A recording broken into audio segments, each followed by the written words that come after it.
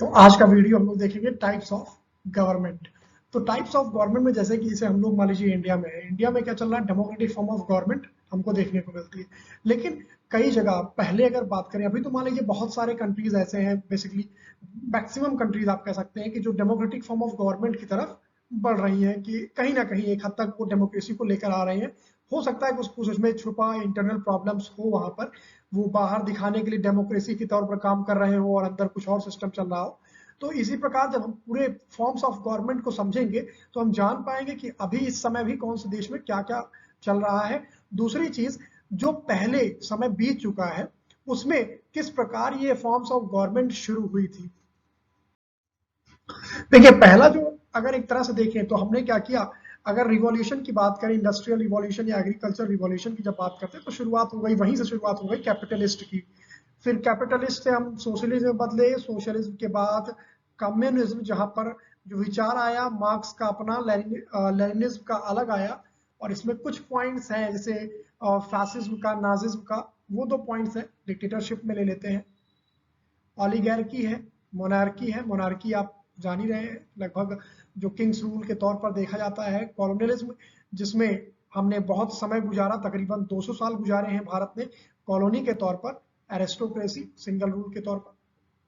तो यहाँ कुछ ऐसे पॉइंट्स हैं जिनमें हम शुरू करेंगे, मतलब ये पूरा का पूरा जो 10 पॉइंट्स हैं इसको हम कवर करेंगे, और इसको समझ लेने के बाद ये आसानी होगी हमको अपने सब्जेक्ट में किसी भी टॉपिक को पकड़ने के लिए। चाहे वो अगर आप हिस्ट्री में पढ़ रहे हैं, हिस्ट्री में जब आप पढ़ेंगे फ्रेंच रिवॉल्यूशन की बात कर रहे हैं या रशियन रिवॉल्यूशन की बात कर रहे हैं, तो वहां पर कई बार आपको इन चीजों के बारे में सामना करेंगे। आप जैसे रशिया में तो खासतौर पर आप देखेंगे कम्युनिज्म या मार्क्सिज्म या लेनिनिज्म की बात हो रही है, क्योंकि लेनिन ही है जिन्होंने वहां पर रिवॉल्यूशन को बहुत आगे तक बढ़ाया और बाद में गवर्नमेंट फॉर्म की। उस पर भी बात कर लेंगे, देखेंगे। लेकिन सब कुछ समझने के लिए ये है कि जैसे आप देखते हैं कि कैपिटलिस्ट तो फर्स्ट शुरुआत हो ही गई है। अब इसके बाद जब आप सोशलिज्म पर आते हैं तो सारी चीजें सोशलिज्म से ही निकली हुई हैं। अब सोशलिज्म एक यूटोपियन पॉलिसी है, मतलब इतनी ज्यादा आदर्श पॉलिसी है कि शायद उसको लागू कर पाना मुश्किल हो जाए। उतना आप कर ही नहीं पाएंगे कि सोशलिज्म पूरी तरह से लागू हो जाए। फिर कम्युनिज्म है, कम्युनिस्ट को भी पूरी तरह से लागू कर पाना मुश्किल है, क्योंकि आप जब कहते हैं कि सब कुछ लोगों के हाथ में दे दिया जाए, that is communism in simple terms, कि सब कुछ लोगों के हाथ में दे दिया जाए, तो मतलब रेलवेज सबकी है, रोडवेज सबकी है, तो कौन उसकी देखभाल करेगा। कुछ लोग कहेंगे कि ठीक है छोड़ो जाने दो, वो कर ही रहे हैं, मैं क्यों करूं। तो इस तरह की भावनाएं आ जाएंगी, तो आप उसको पूरी तरह से नहीं ले सकते हैं। साथ में अगर आप ये कहते हैं कि मैं कैपिटलिस्ट से छोड़ करके सिर्फ सोशलिज्म या कम्युनिज्म से देश चला सकता हूं, तो ये भी दिक्कत हो जाएगी, क्योंकि आपको कैपिटलिस्ट में रहना पड़ेगा, तभी आप इकोनॉमी को मेंटेन कर पाएंगे। तो चलिए शुरू करते हैं, कैपिटलिस्ट की बात करते हैं। अब कैपिटलिस्ट जो फॉर्म ऑफ या टाइप ऑफ सिस्टम है, उसमें क्या हो रहा है, जो एसेट्स हैं, यानी कि जो फैक्ट्रीज हैं, जो इंडस्ट्रीज हैं, ये सब किसके थ्रू चल रही हैं, प्राइवेट फर्म्स के थ्रू। इसलिए कैपिटलिस्ट बोलते हैं, पूंजीवाद बोलते हैं, कि जिनके पास पैसा है वही सब कुछ चलाएंगे। तो एसेट्स जितने भी हैं, कोई भी ट्रांसपोर्ट का सिस्टम है, इंडस्ट्रीज है, फैक्ट्रीज है, ये सब कुछ, मतलब टोटली जितना भी स्टेट का कुछ भी नहीं है, ये सब प्राइवेट ओन्ड है, प्राइवेटली यहाँ पर सब कुछ काम चल रहा है। आप देखिए, income determined by market forces. अब मार्केट फोर्स का मतलब क्या है कि मार्केट में कंपटीशन है कि नहीं है। तो जो इनकम डिटरमाइन कर रही है, यानी कि वेजेस, जो एम्प्लॉयर है उनको जो पेमेंट मिल रही है, वो इस पर डिपेंड कर रही है कि मार्केट फोर्स कितना है। मतलब क्या हो गया कि मान लीजिए मेरी इंडस्ट्री है, मैं वहां पर एम्प्लॉयर हूँ। अब वहां पर मैंने जो है काम पर लोगों को रखा हुआ है। अब मेरा बेनिफिट कितना हो रहा है, मेरा प्रॉफिट कितना हो रहा है, इससे किसी को लेना देना नहीं है। मैंने तय कर लिया कि आपको 100 रुपए मिलेगा तो बस 100 रुपए मिलेगा, फिर आप 100 रुपए के ही लिए ही काम करेंगे। इससे आपका बिल्कुल मतलब नहीं है कि मैं उससे, आपके 100 रुपए काम करने के बजाय मैं उससे 1,000 कमा रहा हूँ या 2,000 कमा रहा हूँ। ये कैपिटलिस्ट में होता है, कि जहां पर लेबर क्लास को बहुत रेयरली वैसा प्रॉफिट दिया जाता है, उनको निचले स्तर पर ही रखा जाता है। Price determined by supply and demand. अब ये डिमांड एंड सप्लाई का सिस्टम ये है कि मान लीजिए डिमांड बहुत ज्यादा है, तो जाहिर सी बात है आप कह देंगे प्राइस बहुत हाई हो जाएगा, जिस चीज की डिमांड है वो महंगा है। अब सप्लाई बहुत ज्यादा हो जाएगी, डिमांड बहुत कम होगी, तो प्राइस सस्ता हो जाएगा। कॉन्सेप्ट आया था एडम स्मिथ के द्वारा, नाम कुछ लोग जो पढ़े होंगे उन्होंने सुना होगा, एडम स्मिथ। अब ये फादर ऑफ इकोनॉमिक्स भी कहे जाते हैं, फादर ऑफ इकोनॉमिक्स भी कहे जाते हैं। रीजन आप समझ गए, क्योंकि यहां पर ये देखिए सप्लाई एंड डिमांड, जो डिमांड एंड सप्लाई का नियम है वो भी एडम स्मिथ के द्वारा बताया गया था। साथ में जो जीडीपी वगैरह का सिस्टम निकालते हैं, ये सारी चीजें एडम स्मिथ ने बताई थी, इसलिए इनको फादर ऑफ इकोनॉमिक्स के तौर पर देखा जाता है। अब यहाँ पर क्या है, क्योंकि कैपिटलिस्ट क्लास है तो स्टेट का कोई विशेष रोल तो है नहीं। आपको जब स्टेट कोई सुविधा नहीं मुहैया कराएगा तो आप टैक्स भी नहीं देंगे, सीधी सी बात है। तो लिमिटेड टैक्स है, लिमिटेड गवर्नमेंट स्पेंडिंग है, यानी कि गवर्नमेंट की जिम्मेदारी बहुत कम है। मान लीजिए गवर्नमेंट क्या है, मान लीजिए एक स्टेट यहाँ पर है, स्टेट का मतलब क्या हो गया, ऐसा नहीं जैसे इंडिया में 28 स्टेट्स है तो आप कहते हैं कि अलग अलग स्टेट्स की बात कर रहे हैं। जो भी हेड है, जो भी हेड रहता है, वो head of the person states के तौर पर ही देखा जाता है। मान लीजिए सेंट्रल गवर्नमेंट अपने यहाँ है तो उसको आप हेड ऑफ स्टेट देख रहे हैं, या प्रेसिडेंट होते हैं हेड ऑफ स्टेट देखते हैं आप उनको। तो यहाँ पर स्टेट की रिस्पॉन्सिबिलिटी बहुत कम है, यानी कि गवर्नमेंट की रिस्पॉन्सिबिलिटी बहुत कम है कि आप पढ़ रहे हैं कि नहीं पढ़ रहे हैं, आप मर रहे हैं कि जी रहे हैं, कि खाना मिल रहा है कि नहीं मिल रहा है, इससे गवर्नमेंट का कोई लेना देना नहीं है। कैपिटलिस्ट क्लास में यही चीज होती है कि यहाँ पर सब कुछ पूंजीवाद से चल रहा है। जो बड़े बड़े प्लेयर्स हैं, बिग प्लेयर्स हैं, वही रन कराते हैं सारी इकोनॉमी को, सारी पूरे स्टेट को।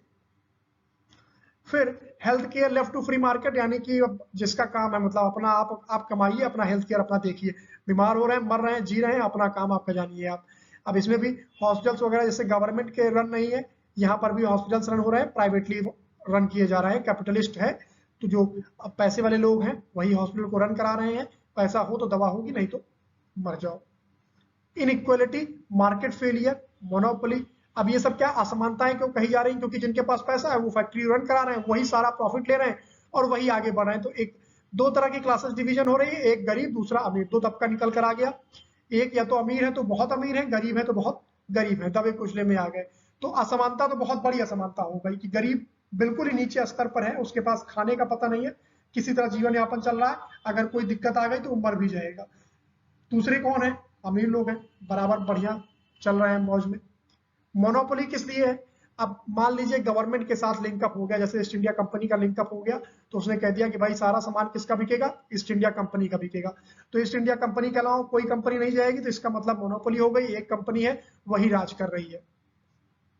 Incentive for innovation, economic growth, आप इसका एक एडवांटेज ले सकते हैं कि इकोनॉमी ग्रोथ होती है, क्योंकि जब आप बंटवारा कर ही नहीं रहे, सारा पैसा अपने आप में जा रहा है स्टेट का, और स्टेट ओन्ड तो कुछ है नहीं, तो प्राइवेटली आप क्या कर रहे हैं, नई नई इंडस्ट्रीज, नई नई फैक्ट्रीज और मशीनरी इक्विपमेंट्स, इसी पर आपका सारा इन्वेस्टमेंट है। तो जाहिर सी बात है, आप जब इंडस्ट्रियल, जैसे आपने देखा कि इंडस्ट्रियल रिवॉल्यूशन आया, रशिया में रिवॉल्यूशन के बाद इंडस्ट्रीज बहुत तेजी से ग्रोथ हुई, तो उससे हम कहते हैं इकोनॉमिक ग्रोथ आ गई, बिल्कुल आ जाएगी। इनोवेशंस के लिए इंसेंटिव्स हैं, अगर आप कुछ नया करते हैं तो उसके लिए।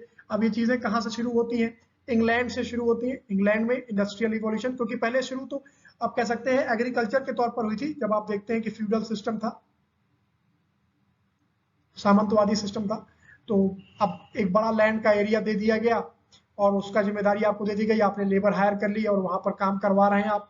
तो अब इसमें क्या हो गया, लोग काम कर रहे हैं, अब एक बहुत बड़ा समूह आपने काम करने के लिए लगा लिया है, ग्रुप ऑफ लेबर्स हैं, वो काम कर रहे हैं, तो कोई कर रहा है कोई नहीं कर रहा है, इसी तरह से काम चलता था। फिर एग्रीकल्चरल में कैपिटलिस्ट आए, क्योंकि कैपिटलिस्ट कह सकते हैं आप, वो बड़े लोग हैं, छोटे लोग काम कर रहे हैं, उनको एक अपना सीमित वेतन दे दिया, वेज दे दिया कि भाई तुम 100 रुपए में काम करोगे, तुमको 6 घंटे काम करने हैं, 100-200 रुपए लो। और उसका जो अनाज, अगर अनाज 100 किलो हुआ तब भी उनको 100 रुपए ही मिलने हैं, अनाज 200 किलो हो गया तब भी उनको 100 रुपए मिलने हैं, अनाज 2000 किलो हो जाए तब भी उनको 200 रुपए ही मिलने हैं।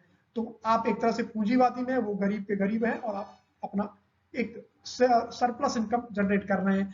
साथ ही साथ इंग्लैंड में इंडस्ट्रियल रिवॉल्यूशन हुआ, लोग वहां जाकर रहने लगे। इंडस्ट्रियल रिवॉल्यूशन जब हुआ, बहुत सारे लोग शिफ्ट कर गए वहां पर, और शिफ्ट कर गए तो वहां लेबर की तरह वहां काम करने लगे, फिर ये इंडस्ट्रियल कैपिटलिस्ट शुरू हो गया। अभी लास्टली जब इसके बाद हम देखेंगे तो यहाँ पर नया टॉपिक आएगा सोशलिज्म का। सोशलिज्म लेने के बाद फिर हम एक साथ पढ़ेंगे आपका कम्युनिज्म, मार्क्सिज्म और लेनिनिज्म, और उसके बाद आगे की वीडियोस देखते रहेंगे। तो सोशलिज्म इंपॉर्टेंट टॉपिक है, शॉर्ट है, धीरे धीरे शॉर्ट में ही सारे वीडियोस को समझ लेंगे। Thank you.